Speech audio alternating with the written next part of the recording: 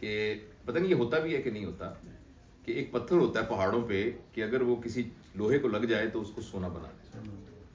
تو ایک کہانی مشہور ہے کہ کسی نے کہا کہ یہ سارا ہم محنت کرتے ہیں تو اس سے بہتر ہے کہ پارس پتھر ہی نہ تلاش کریں گے. تو انہوں نے کسی نے کہا بھی 1 سال کی مزدوری تمہاری، اس نے کہا کوئی بات نہیں، ایک پتھر اگر لگ گیا. تو انہوں نے لمبی لمبی زنجیریں لیں اور ہاتھوں کے ساتھ وہ زنجیروں کو اور پہاڑوں پر وہ پھرتے رہے کہ کسی جگہ پر وہ ٹچ کرے گی تو پورا سال پھرتے رہے تو وہ زنجیر ویسی کی ویسی رہی. آخر مایوس ہو کے گھر آئے، گھر آ کے جب جوتے اتارے تو جوتوں کے نیچے جو کیلیں لگی تھی وہ سونے کی بن چکی تھی. اور جب نکال کے انہوں نے سونے کو تولا، یہ فواد بڑی اہم بات ہے، جب اس سونے کو تولا تو وہ اتنا ہی تھا جتنی 1 سال کی ان کی مزدوری بنتی.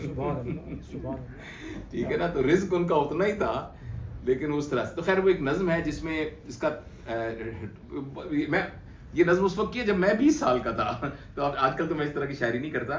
تو یہ تھا کہ کسی کے ساتھ ٹچ جو ہوتا ہے نا، کیونکہ مریضوں کے ساتھ ہمارا ٹچ بڑا اہم ہے. آپ ایک مریض کو نا جب ہاتھ پکڑ کے اسے کہتے ہیں نا آپ کا کیا حال ہے، تو اس سے بہت مختلف ہے جب آپ یوں کہتے ہیں کیا حال ہے، وہ ٹچ سے. تو وہ لمس جسے کہتے ہیں نا، تو اس کا نام تھا لمس کا جادو. اور پارس پتھر بھی لمس ہوتا ہے نا.